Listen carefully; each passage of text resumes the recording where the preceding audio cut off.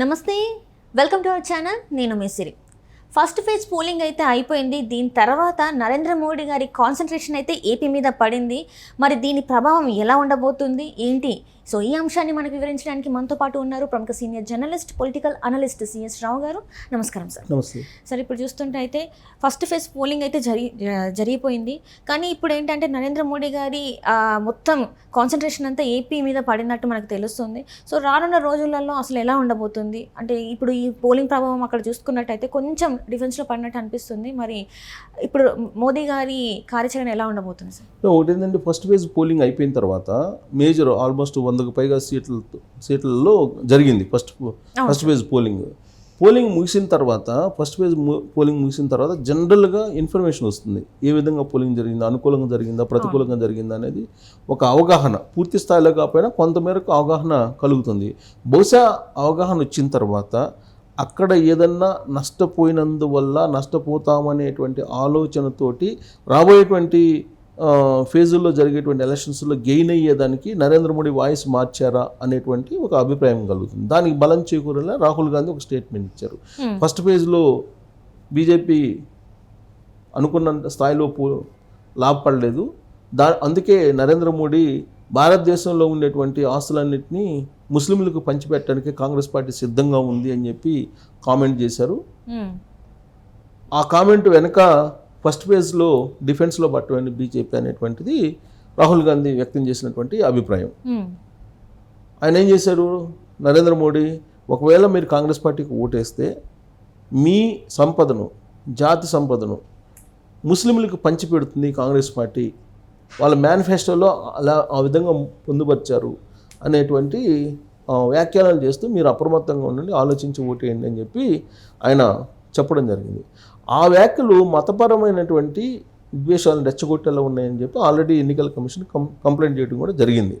ఎందుకంటే ముస్లింలకు పంచిపెడతారని అంటే ముస్లింలకి హిందువులకు మధ్య కొంత ఘర్షణ వాతావరణం తీసుకొచ్చి రాజకీయంగా లబ్ధి పొందాలనే ఆలోచన నరేంద్ర మోడీ చేస్తున్నారు అనేది కాంగ్రెస్ పార్టీ వాళ్ళు చేస్తున్నటువంటి కామెంట్.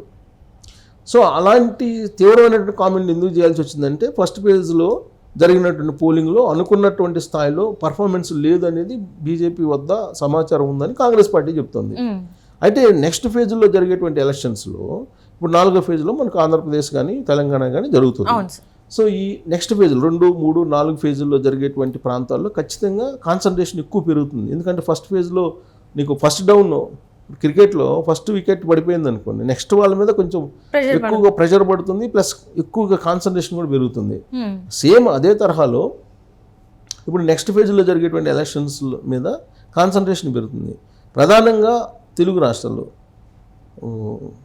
ఉత్తర భారతదేశం, దక్షిణ భారతదేశం తీసుకుంటే ఉత్తర భారతదేశంలో సగం సీట్లు వస్తాయి, దక్షిణ భారతదేశంలో శూన్యం బీజేపీకి అనేది ఒక నినాదం తీసుకుంది ఇప్పుడు కాంగ్రెస్ పార్టీ. సో దాంతో ఇప్పుడు దక్షిణ భారతదేశం మీద ఇంకా ఎక్కువ కాన్సన్ట్రేషన్ పెరిగింది Narendra మోడీది.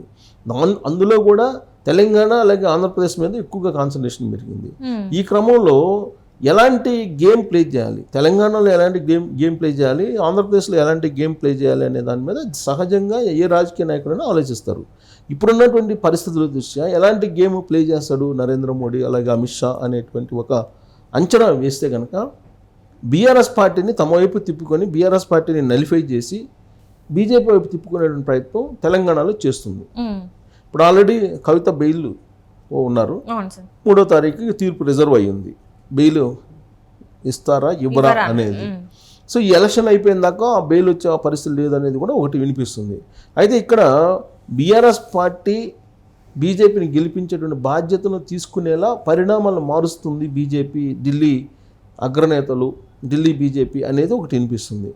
So BRS party support తోటి బీజేపీ 2 డిజిట్స్ అంటే 10 నుంచి 12 స్థానాలు గెలుచుకునేదానికి ప్లాన్ చేస్తుంది అనేది ఇప్పుడు కాంగ్రెస్ పార్టీలో కూడా అంతర్గతంగా చర్చ జరుగుతుంది. బీఆర్ఎస్ పార్టీ బీజేపీ 2 ఒకటే అయ్యాయి అనేది కూడా చెప్తున్నారు. రేవంత్ రెడ్డి కూడా బహిరంగ మీటింగ్లో కూడా చెప్తున్నారు కదా. సో కాబట్టి ఇక్కడేమో ఒక రకమైనటువంటి గేమ్ ప్లే చేస్తున్నాడు. వీలున్నంత వరకు బీఆర్ఎస్ పార్టీని బలహీనపరిచి ఆ ఓట్ బ్యాంక్ని బీజేపీ తీసుకోవాలనే ప్రయత్నం, దానికి కోఆపరేట్ చేస్తే ప్రతిఫలంగా కవితకు బెయిల్ ఇలాంటివన్నీ ఏదో చెప్తున్నారు. దాంట్లో నిజమా అబద్ధం తీసేస్తే ఇక ఆంధ్రప్రదేశ్లో ఎలాంటి గేమ్ ప్లే చేసే అవకాశం ఉంది నరేంద్ర మోడీ అని అంటే ఇప్పటి వరకు ఏంటి బీజేపీ పొత్తులో ఉంది కాబట్టి 100% జనసేనకి తెలుగుదేశం పార్టీకి కోఆపరేట్ చేస్తుంది బీజేపీ అని భావిస్తూ ఉన్నారు. కానీ జరుగుతున్నటువంటి పరిణామాలను బట్టి ఏమర్థం అవుతుంది, జగన్మోహన్ రెడ్డికి ఇండైరెక్ట్గా సపోర్ట్ చేస్తున్నారు అనేటువంటి అనుమానాలు మాత్రమే ఉన్నాయి ఇప్పటి వరకు. అందుకే ఆయన చీఫ్ సెక్రటరీని కానీ డీజీపీని కానీ మార్చలేదు. అలాగే ఆంధ్రప్రదేశ్లో జరుగుతున్నటువంటి దాష్టికాలు ఉన్నాయి చాలా, వాటికి సంబంధించి పోలీసులు ఇప్పటికి కూడా వైఎస్ఆర్ కాంగ్రెస్ పార్టీకి అనుకూలంగా వ్యవహరిస్తున్నాయి. ఎన్ని కంప్లైంట్లు ఇచ్చినా కానీ చర్యలు మాత్రం తీసుకోవట్లేదు అనేది వినిపిస్తుంది. దానికి కారణం ఏంటంటే ఇండైరెక్ట్గా నరేంద్ర మోడీకి జగన్మోహన్ రెడ్డికి మధ్య ఉన్నటువంటి రాజకీయపరమైనటువంటి అనుబంధం లేదంటే సంబంధాలు ఇవే కారణం అని చెప్పి ఇప్పటి వరకు జరిగినటువంటి చర్చ.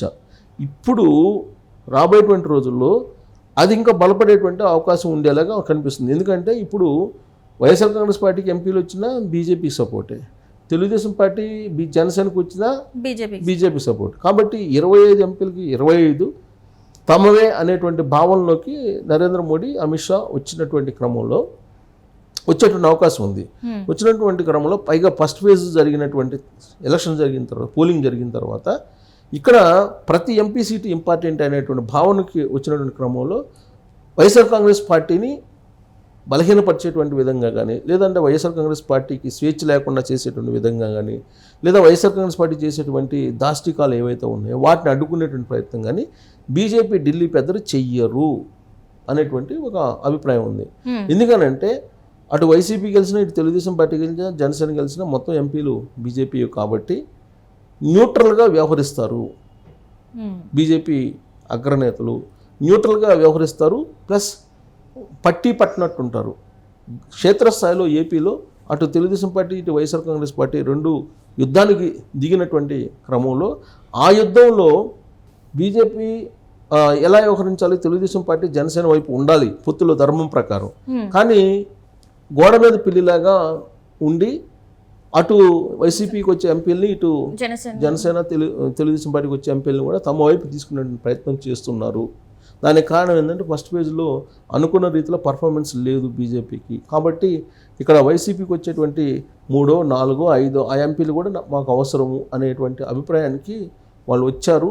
సర్వేల్లో 4-5 వస్తాయని చెప్పి వైసీపీకి చెప్తున్నప్పటికి కూడా ఆ 4-5 కూడా కావాల్సి వస్తుందేమో అనేటువంటి అభిప్రాయంతో గోడ మీద పిల్లిలాగా ఒక డ్యూయల్ గేమ్ ఆడేదానికి బీజేపీ అగ్రనేతలు వస్తూ ఉన్నారు అనేటువంటి ఒక బలమైనటువంటి ప్రచారం నడుస్తుంది. ఇప్పటివరకు నడుస్తుంది, అది అలాంటిదే నడుస్తుంది.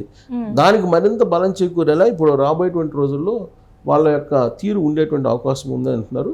ఇది రుజువు కావాలంటే రాబోయేటువంటి రోజుల్లో నరేంద్ర మోడీ 4 చోట్ల ఆంధ్రప్రదేశ్లో మీటింగ్లు పెట్టబోతున్నారు. ఆ మీటింగుల్లో ఏ విధంగా ఆయన వ్యవహరిస్తాడు అనే దాని మీద అసలు ఈ పొత్తు ఉంటుందా ఊడుతుందా అనేది క్లారిటీ వచ్చే అవకాశం ఉంది. అంటే నిన్న ఒక న్యూస్ పేపర్లో ఒక న్యూస్ వచ్చింది సార్, ఏంటంటే బీజేపీ వైసీపీకి సపోర్ట్ చేయట్లేదు, ఈసారి ఖచ్చితంగా అన్ని రకాలుగా అంటే జగన్మోహన్ రెడ్డి ఏవి అయితే అవినీతికి పాల్పడ్డారో వాటన్నిటి గురించి మాట్లాడే అవకాశం ఉందని చెప్పేసి ఒక బీజేపీ నేత మాట్లాడడం జరిగింది. మోదీ గారు కూడా దానికి సహకరిస్తారంటే మాట్లాడతారనే తను చెప్పడం జరిగింది. మరి ఇప్పుడు మోడీ గారు మరి మాట్లాడతారంటే అంటే మీరు చెప్పిన దాంట్లోనేమో సినారియో ప్రకారం మాట్లాడే అవకాశం ఉండకపోవచ్చు. ఎందుకంటే ఫస్ట్ ఫేజ్లో పోలింగ్ వాళ్ళు అనుకున్న స్థాయిలో వాళ్ళు ఏం చెప్తున్నారు, మొదటి నుంచి ఎన్డీఏకి 400+, బీజేపీకి 370+ అంటున్నారు. ఆ స్థాయిలో ఫస్ట్ ఫేజ్ పోలింగ్ కనిపించట్లేదు. అందువల్ల ఇక్కడ వాయిస్ ఆయన తగ్గించేస్తారు, అసలు మాట్లాడరు అనుకుంటాం. చిలకలూరుపేటలో ఏ విధంగా చిలక పలుకులు పలికి వెళ్ళిపోయారో అలాంటి పలుకులే పలికి వెళ్ళిపోతాడు అనుకుంటున్నాను నేనైతే.